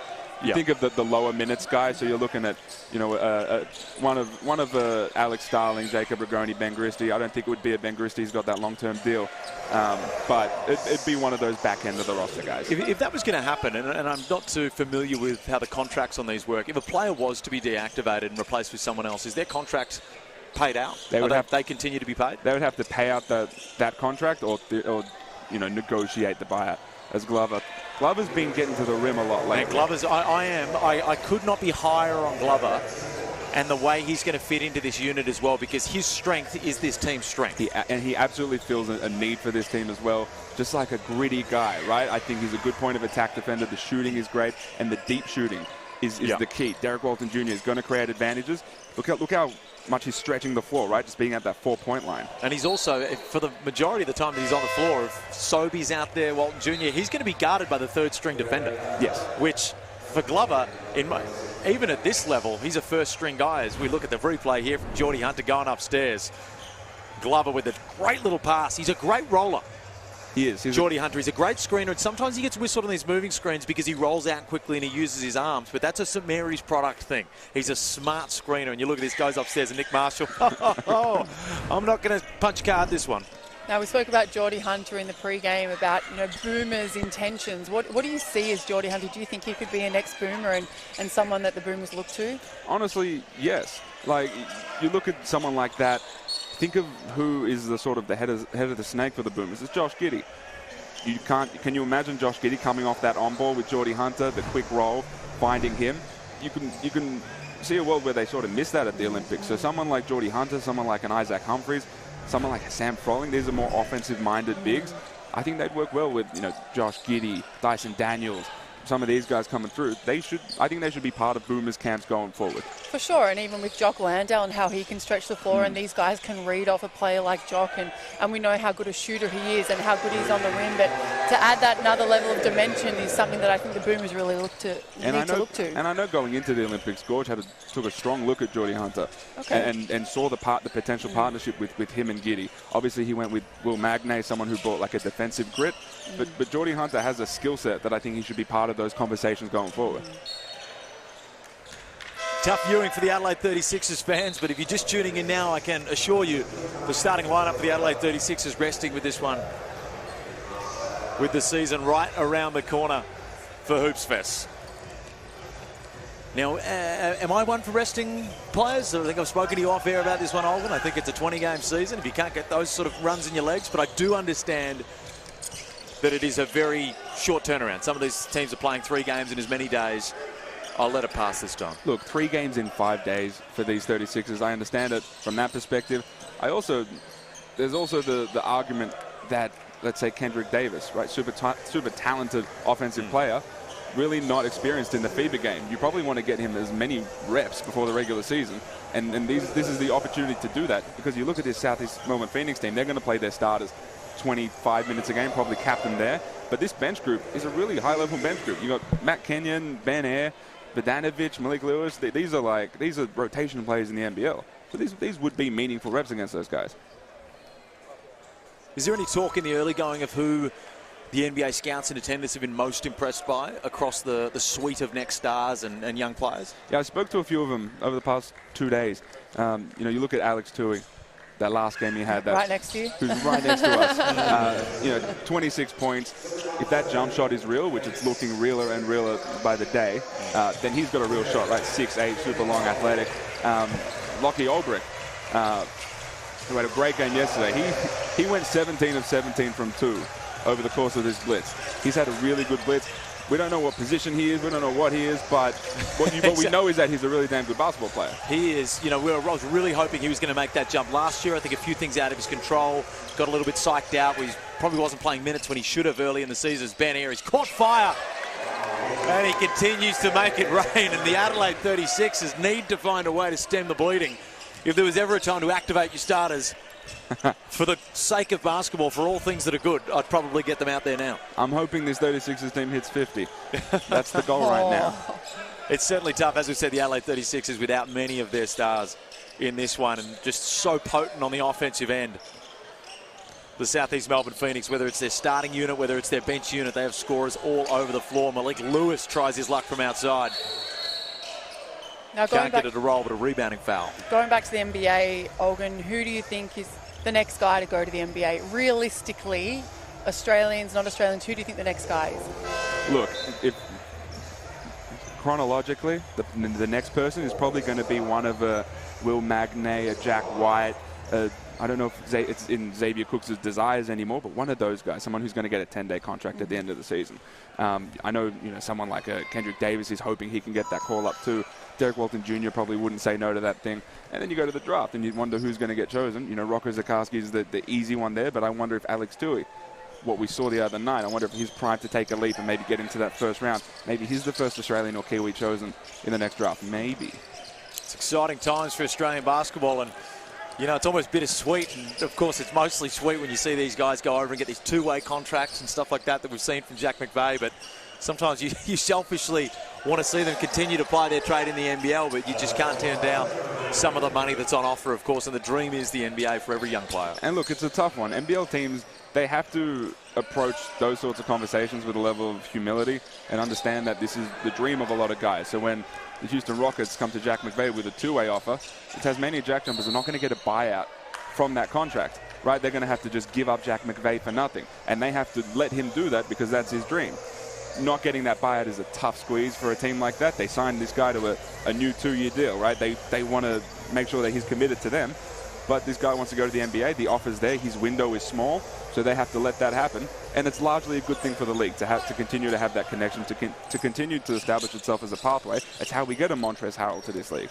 Took the words out of my mouth as Ben Ayer tries to go again. Thought he had a little bit of contact, and I'd have to agree with him on that. Diassi looked to have a little bit of the arm, but the ref, judging by the scoreline, probably rightly lets that one slide. I think the refs want to go home, Felix. Talking about the Jack Jumpers, a little bit off topic as they're not here right now, but how do you think they fill the shoes of... No, I've just had a mental blank. Of Jack McVeigh? Of Jack McVeigh, oh my gosh. No, how do you think they fill the shoes of Jack McVeigh? And obviously not going to fill the shoes. He's an incredible player, an incredible season and final series and an Olympic campaign. How do they soften that blow of losing him and really rally behind one another? Well, look, they lost their best player, right? A high level offensive talent, and someone who I think turned into a really good team defender this season, or last season. Now, you look at, there's the foul you wanted, Felix. It didn't have a Vodanovic step back on my bingo card for this one. I'll tell you, you didn't see Vodanovic in that preseason game? just talking on Malik Lewis for a moment, so to interrupt the previous conversation, but the maturity in his body, and he can get there sort of a bit Lockie Ulbrich-ish when he gets through to the rim. He almost plays quite unselfish. I'd like to see him take a few more of these ones when he gets into the paint. And, obviously you don't want to put up a bad shot, but he looks like he gets deep enough in there where he could be a little bit more selfish. Yeah, and look at the athletic tools, right? The size, the length. You can see him, finishing at the rim a lot, and he probably should be. And don't forget, he's someone who was a pro before he came here. He knows how to play basketball. He's played at a decent level before, so this isn't that high a jump. Think of Mantas Rivdovicius and some of these guys. They're ready to make an impact right away. This is like the kind of next star that you bring in that you know is going to help you right now. He may not end up as, a top 15 pick, but he's a guy who's going to help you right now. And if they want to win games, someone like him, look how switchy he is, the way he guards, the activity. That's something that wins you basketball games. Certainly got an NBA body. Jacob Rigoni tries his luck from outside and hits. Yeah, but Alice, to your question, as this quarter winds down, it's on Majuk Dangman, it's on Sean McDonald, it's on Milton Doyle to step up a little bit. It's on a lot of these guys to really step up and fill that production gap. Do you see them in the top 6? Probably in the top 6. Probably don't write up a Scott Roth team at this point. You wouldn't do that. Ooh. That'll wrap up the third term to the delight of the Adelaide 36ers, who did manage to find a few more points towards the back end of that, but they are playing as undermanned as you can possibly get in this one against a firepower-laden Phoenix team with a couple of superstars of their own out. We're joined by Olgun Ulick here, chatting all things NBL, all things next stars, all things NBA scouts and GMs. Maybe Olgun one day will make himself a GM or a next star scout. I'm really going to follow in the footsteps of my friend Liam Santa Maria. Tell you what, get into that GM-ish sort of game. I'll tell you what, and I will sing the praises of Liam here, and we do it quite often, that does a fantastic job with this Next Stars program. The fact that we get all these sort of guys out, they don't just come. You know, we're getting Next Star guys that have potentially more lucrative money offers elsewhere, almost definitely have more lucrative offers elsewhere. Yeah. But Liam, he gets on those Zoom calls. I don't know whether he gets the beach in the background, what he does, but he manages to get these guys. And we see it translate. Saar, LaMelo Ball, all of these guys come over and make an impact. And for the betterment of the NBL, you hope that they go on and have really successful NBL careers. Like, for example, heading into this NBA season, we want Alex Saar to play as well as possible. You want Alex Saar to continue to be a good advertisement for the program, right? That's exactly what you want from him. And you want it from Josh Giddey. You want it from LaMelo Ball. You want it from Ryan Rupert and Ousmane Deng and all these guys too. All of those guys are walking, talking advertisement for the Next Stars program, as well as Liam, who I have seen around Surfers Paradise and Broadbeach whining and dining these NBA scouts. Don't make it seem like it's such a tough job. Liam's my man, but he is eating the finest caviar with these scouts. I know. Well, they're all going to Hungry Jack's, of course, to have the finest flame grilled. Finest flame grilled burgers in the country. None of that fried stuff. We're all about the flame grilled here at Hungry Jack's. Burgers are better no, at he does a fantastic job, and it's certainly not easy work. There's a lot of stuff goes. There's a lot of guys 100%. that, you know, there was one guy, the name slips my head at the moment, he's a really, really talented guy, a South Sudanese kid, who they were almost about to get, and I believe he took the college route instead Carmen of Carmen Maluach, yeah. So it's you are always an tough there. encyclopedia, Olgun. My that one wasn't God. difficult. Oh, Everyone knows who Carmen Maluach is. He'll be a top 10 job. pick next year. We're back underway here, fourth quarter, in a game that probably can't end soon enough for the Adelaide 36ers. But again, a great opportunity for some of these young guys to get some NBL preseason burn, and you never know. Coaches can sometimes have a short memory. You hit a couple of shots late in this game. I mean, this isn't meaningless for some of these guys. You look at a Paddy Darcy or a Keanu Rasmussen. This is the most meaningful minutes they're probably going to get all season, right? Because of how stacked this 36ers team can be. But you look at a Nick Marshall. He's earning some minutes right now. If he can come out, hit some threes, be a primary guy right now, you know, I wonder if this is something that can actually help him. He should be part of this rotation. 38-77. We've sung the praises of the offensive end. It's slowed down a touch for the Phoenix. Angus Glover's been impressive all night. I spoke earlier, Olgun, about it. Angus Glover could be in the argument for one of the most clutch players that we've seen in a while. Hurt takes it through the middle, teases us with the dunk. It says to all you TikTok clippers, hold the highlight. I'm a businessman. Yeah, Angus Glover. Ridiculous at the NBL 1 level. At the NBL level, he's hit 2 game winners in NBL preseason games. There's not many guys that we've seen with that sort of resume of go-ahead shots. Go-ahead shots, it's the clutch shots, the meaningful shots in championship series that we've seen him hit, especially that last one with Sydney. He's a big piece for this team, and like I said, good strong another strong take from Angus Glover. Like I said, that starting lineup, the one that we assume that the Phoenix are going to roll out, I don't know if they have a player like Glover there, someone who can be a defender and also hit those deep shots. He's someone who he might not start games. I can absolutely see him finishing games with this team because I think he'll be an important piece on the floor. Starling fights for the loose ball and finds it, but turns it away on the errant pass. Wieskamp goes the other way. Was Rosendale. He can knock it down from outside, decides to turn it down. And Glover cutting through the paint. The Phoenix in no rush with 10 seconds on the shot clock. Back to Hurt. A little overzealous in the attempt. That one missed from Hurt, but I think he's grown a lot. over the past few weeks. I've been to a bunch of Phoenix practices. It took him a little bit of time to really find his footing in the FIBA game with his teammates, but he's really emerging as a passer, a scorer. He's finding his spots a lot better, figuring out how to work with Geordie Hunter. I think he's looking way better. He was someone who I maybe had questions about on this team, but he's really, really popped off lately. Glover can't get that one to fall. Of course, you mentioned guys translating over to the FIBA game. It's incredibly tough. Like you forget how different, especially the American game, is to what we play here and what they play in Europe. So when you can get these imports that have come and had, 2-3 seasons under the belt over in Europe in good competition, it really translates well. But the problem is they've also seen a bit of that European money. Yeah, look, the pace of the game is really similar to the NBA and the G League, so you can see him fitting in from that perspective. You've seen another good pass from Matt Hurt. The thing that I think is key is how many possessions there are. There aren't that many. So you go to the G League, possessions don't matter. You come here, possessions are super duper important. Now, talking of imports in the league, I'm really putting you on the spot here. Which import do you think is going to come into the league this season and be the most productive, the most successful? Bryce Cotton. No.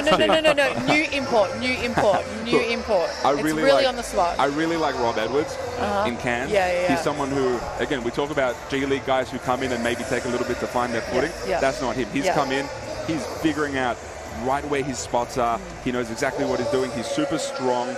His jumper looks clean. I think he's fitting in well. And from when I speak to 40, I've seen him around the hotel a little bit. Rob Edwards is willing to learn, so I think they're good drilling into him, and I think he's going to continue growing in this league. He could be a 20 points per game guy, especially with Taron Armstrong, finding guys, spreading the floor for Taron. He's going to throw those whip passes. Rob Edwards is going to eat out there. Where is he? Looks like he's eaten. He certainly looks like he's eaten their previous import. He looked like he ate Pat Miller. And then he came out here. Adam Port has this tendency to find these nuggety little imports that can just get through the lane, and it's a really tough. It's tough for the tight ends because a lot of the time they find these fantastic imports, and they've done it for the last few seasons. And then they get stolen. And then they get stolen by the big market clubs as if it's just a claw game. Yeah, and do you know what?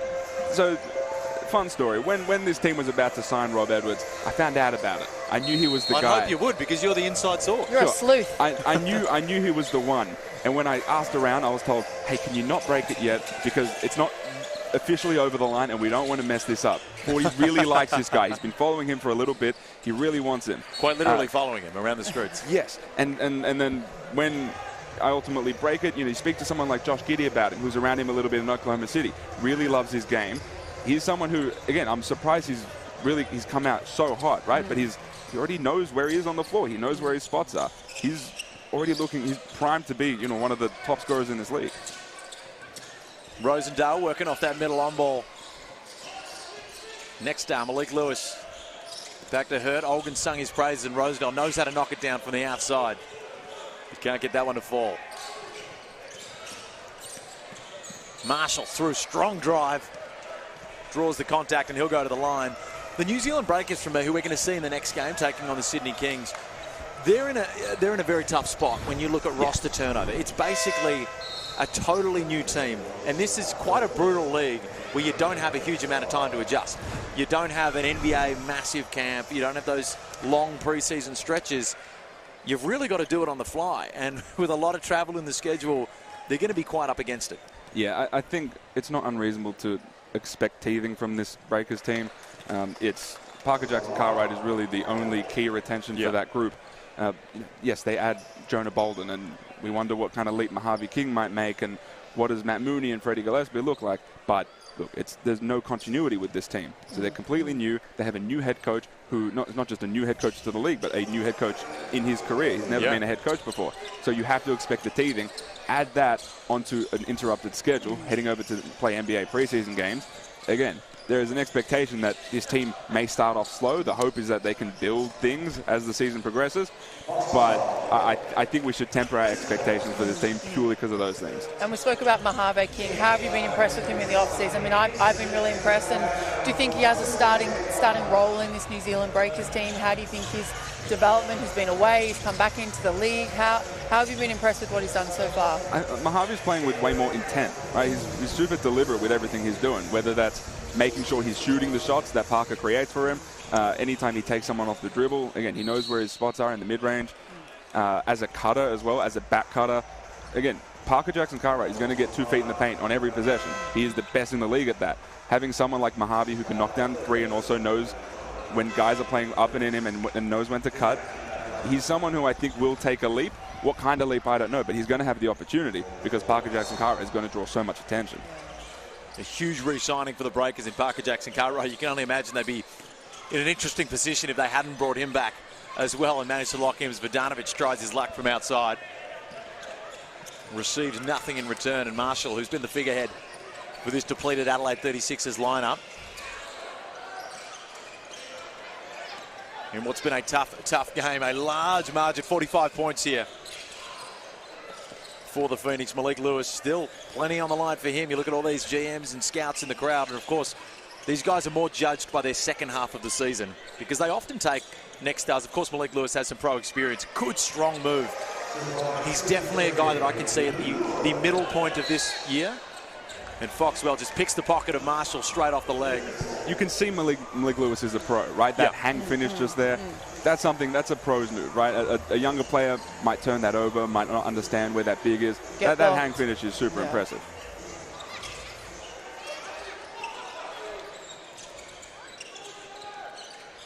Ben Ayre's been hot from the three-point line. No surprise, given what we've seen from him in the past. And again, the commentator's curse, if you can ever do it, I'll do it.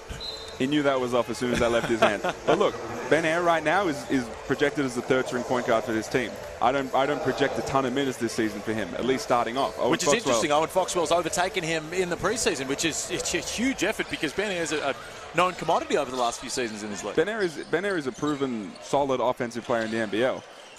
But Owen Foxwell, I think they like the defensive intensity and grit that he brings. So he has that spot right now. Things can change. But there's a good opportunity for Ben Ayre to do that as Ben Christie hits that hook. Now, I saw you around Melbourne. Have you been watching much of the Southeast Melbourne Phoenix practices? Have you been impressed with Foxwell, the way he's coming into this team and what he's produced so far? Yeah, what's interesting is that Foxwell is the veteran on this team. He's the longest serving Phoenix. If you walk around the Phoenix facility, there's a lot of posters everywhere, and all those guys are unrecognizable because they're no longer on this team. Owen Foxwell is the only real constant from the past. How many years does he have under the belt at the Phoenix? Rostered versus development player. I want to say 3 years, 2 or 3 years. But that's the turnaround of this team. They knew that they had to have an entire roster shift, a cultural shift, and they feel like they've done that. And I go to a bunch of Phoenix practices. I go to ideally I try to get to one a week. And you're a United snob. I am. I get to United practices too. But look, Owen Foxwell has looked really good. He's done a good job running that second unit. And even as a shooter, there's some untapped potential there. We haven't seen a really solid shooting season from him.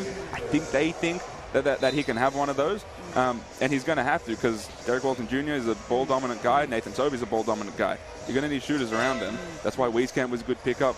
Hurt, Glover. And let's see if Foxwell can do that too. Geordie Hunter sitting with ice on the knee. Of course, no issues there. Just going to take no further part in this game. As you can imagine, 3 minutes 50 remain as Majuk goes upstairs. Now, he was an interesting signing. You said upstairs? Like, he's staying on the ground floor for that layup, Felix. Majuk can't really jump over a phone book. So he's more strength rather than verticality there. But he was an interesting signing. Of course, he's a guy that's played under Mike Kelly when Mike Kelly was an assistant at Melbourne United, so Mike Kelly knows what he's getting. But he's a guy that can sub in, and we talk about if Geordie Hunter goes down, I told you, if I'm talking about you, you're in trouble. You said upstairs, and you jinxed the remainder of it. But he's a guy you talk about. They've brought him in as insurance if Geordie Hunter goes into foul trouble. He's a guy. He's not going to bring you much flash, as we just saw on the offensive end, but he's going to defend and he's going to rebound. Yeah, look, Majuk is the second big on this roster, but he's the third-string center. The backup center for this team is Matt Hurd. That's someone who they expect to play a lot at the backup five. But again, you know that Majuk can come on, give you a ton of work rate, get some O boards. Again, when he gets those O boards, ideally you want him kicking those out, creating extra possessions. But that's something that he brings. Again, you want this work rate. You want someone who's just going to go out there and play hard. That's what you want out of your sort of 12th man.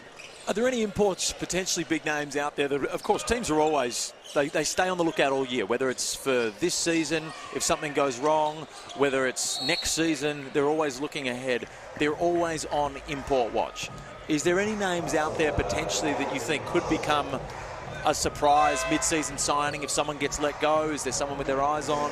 So look, those sorts of players, we probably won't know right now because they're currently in training camp. I want to know them right now, though. I will give you one name, but you generally won't know all the names because they're currently in training camp, right? And NBL teams are just looking at training camp, seeing who gets cut, and then those guys become available. You might have a look at them. You look at the New Zealand Breakers.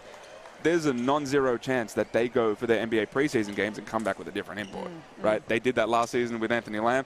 There's a good chance they do that again this season. Now, well, that's a bit juicy. That's a bit juicy, Olga. You're coming out here for people's jobs. Now, a name that I know that teams were looking at, not the Breakers, teams were looking at was Justin Jackson. Oh, used to play at UNC. He was related to Janet? Not at all. Not one bit. He's someone who the 36ers inquired about and were looking at before they got Montrezl Harrell.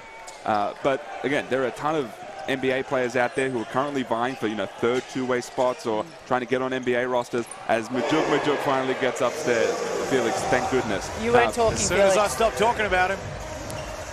Yeah, there are some names out there, but we're going to wait and see who gets cut from NBA training camps. Talking about rosters, Melbourne United have only got the 2 imports signed. Do you think they fill that 3rd import spot, or do you think they wait till the end of the season, or they just roll with the guys they've got so far? The feel right now is that they're rolling with what they've got. Okay. They have to marquee 2 of or 3 of as Keanu Rasmussen gets upstairs as well. They've got a marquee Jack White, Della Vadova, Chris Golding. So bringing in another import, they obviously have Ian Clark, but another one, that would cost them a lot of money. They do have some flexibility, though, because of the signing of Aketchalir.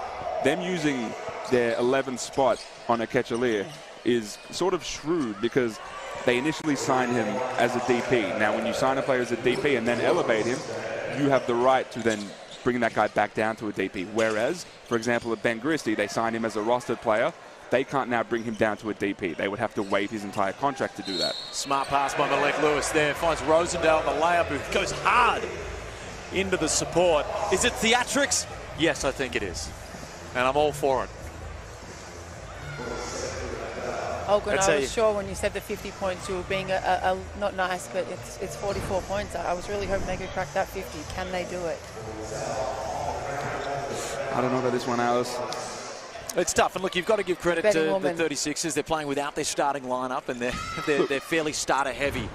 Yes, in this unit. And you got to think, the Phoenix improved their depth this season. So you look who's on the floor. These are like theoretically their last 5 or 6 or 7 guys, and you still have a ton of NBL rotation players out there. The 36ers traveled a lot of their young kids.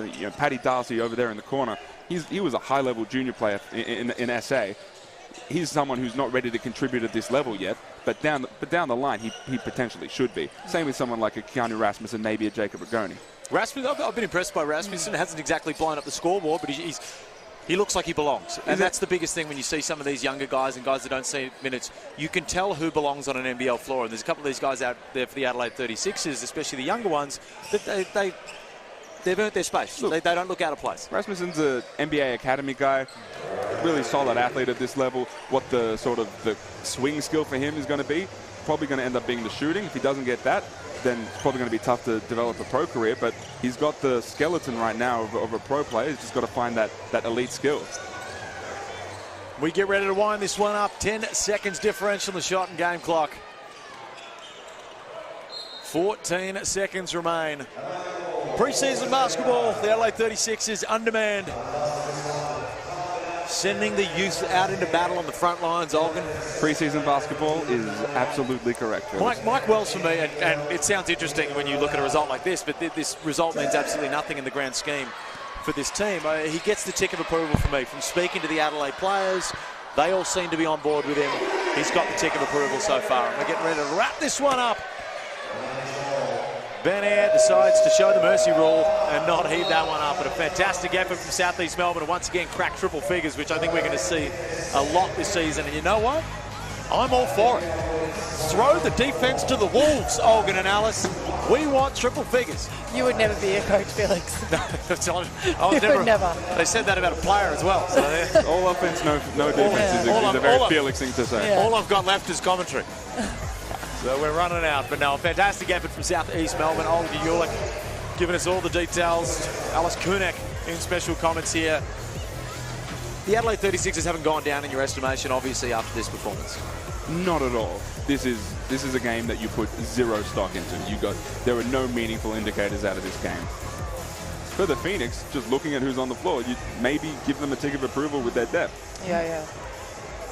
Certainly Jarrell Martin, who we see limping around in the moon boot here, he's going to be the one to watch for me, because obviously with Trez coming in, but you mentioned the worries about his conditioning pre-injury, and it's pretty tough to stay in shape when you're in a moon boot as well, and you're going through that rehab process. So that's going to be a very, very interesting one to watch, because look, he's a pivotal piece for this lineup. Well, the nature of this injury was because they overloaded him after his last injury, and so you want to make sure you don't do that again. So they're going to approach it with the most caution as they possibly could. We look at some of the highlights here. Angus Glover was showing what he can do, and of course Geordie Hunter, such a good roller, and when you pair him with good point guards, he's going to be exciting to watch. And I said to Alice earlier, every time we get a good big in this country, it takes us very little time to start yelling boomers. That's true. From the rafters. If Gristic came out here and had a couple of threes and played a decent game, he's going to LA. I'm sure someone out there is tweeting, is this guy boomers potential? Because, for the most part, we're starved of bigger talent. We're very heavy on the wings. Now, we're lucky we got guys like Zakarski coming through, but, we'd love a naturalised Jarrell Martin, these sort of guys. Yeah, I think we also forget that, Sam Froling is, I want to say 23, 24. Yeah. Isaac Humphries is a 98-point kid. He's 26. So these guys are relatively young. Geordie Hunter's 26. These guys, these aren't older vets, right? We know they've been in the league for a little bit, but these are younger guys. So again, they're going to theoretically enter their prime just as these next Olympics and these World Cups roll around. There are bigs out there. They just have to, the Boomers just have to find them and then really bring them in, right, and cherish them. Yeah, for sure. Well, Southeast Melbourne, they're a scoring powerhouse. No surprises there. Cracked triple figures. And there's not much to be said for a game that was over almost as quickly as it began. And I think when they announced the starting lineups on this one, as a betting man, probably knew where you were sitting. Are you a betting man? No, certainly not. He just works for Sportsbet. He's just the man. He's the man for Sportsbet. The betting man. But of course, New Zealand taking on the Sydney Kings coming up. And New Zealand, we expect to see a majority of their roster because they need as many games under the belt as possible. We spoke about the roster turnover, a new coach, not just for the team, but a new head coach in general. That is a ballsy move from Matt Walsh and the ownership group of the New Zealand Breakers. Now, coaches have to start somewhere. Justin Tatum came into Illawarra without a huge rap sheet. He coached high school basketball, so it's very, very similar. But the head coach for New Zealand was a fantastic player, so that at least goes for something. Really good player, someone who people around world basketball really respect from an IQ perspective. Whether he can be a head coach, we have to wait and see. He has to demonstrate something. The New Zealand Breakers, the front office, the decision makers on that team, they're hoping to look like the smartest players and the smartest guys in the room. They could look like the smartest guys in the room, or things can go pear-shaped. I'm interested to see how this game goes because I don't think Parker Jackson Cartwright's playing. He suffered that finger dislocation last game. He's not playing in this. I wondered, is it just reps into some of these other guys, someone like a Karim Lopez, their next star, or is it? I don't know what it could be. And Mitch McCarron steps up and really fills that role, or does he take that point guard position? Let's see who that secondary playmaker is. Well, luckily for the New Zealand Breakers, as much as there is a lot of roster turnover, there's new guys, they've still got they've got veteran presence out there. So you're not dealing with a roster that's super young, such as we just saw from the Adelaide 36ers in that reserve group. They do have guys like Mitch McCarron and some guys with games under the belt. Even a guy like Dane Pinot is a guy that can come out and have 20 rebounds, as he's shown in an NBL game. But Karim Lopez, you expect the scouts. Now, he's a guy that's got 2 years. Yes. Not going to be draft eligible at the end. Not going to be draft eligible at the end of this year. He's going to take another year. So we get 2 years of Karim Lopez, and he's one that's probably out of all the next stars the most hype around him. There is, because of next season, and we all have to acknowledge that. We have to temper the expectations because of that. No, I'm not tempering. I'm not tempering anything, Olgun. I'm not tempering anything. You have to. He is a project. He's a 2-year project, right? Which means that you have to get him through these learning experiences now. Don't expect him to make an amazing impact on this team when it comes to winning, right? He's a kid. The general feel when you speak to teams is that kids, it's very difficult for them to really make an impact on winning. So you got to work him into his potential, right? He's a huge kid, right? He is like 6'9", 6'10". There is a skill set there, but he's still very young, and this team needs to help him grow into that skill set. Otherwise, it could fail, right? So you got a 2-year project. You got to make sure that first year is all about the development. What would be your minute predictions for a guy like Lopez this year? look, it would be surprising if he plays more than 7 or 8 minutes, right? Purely because if you're a team that wants to win, it's very tough to play a 17-year-old meaningful minutes.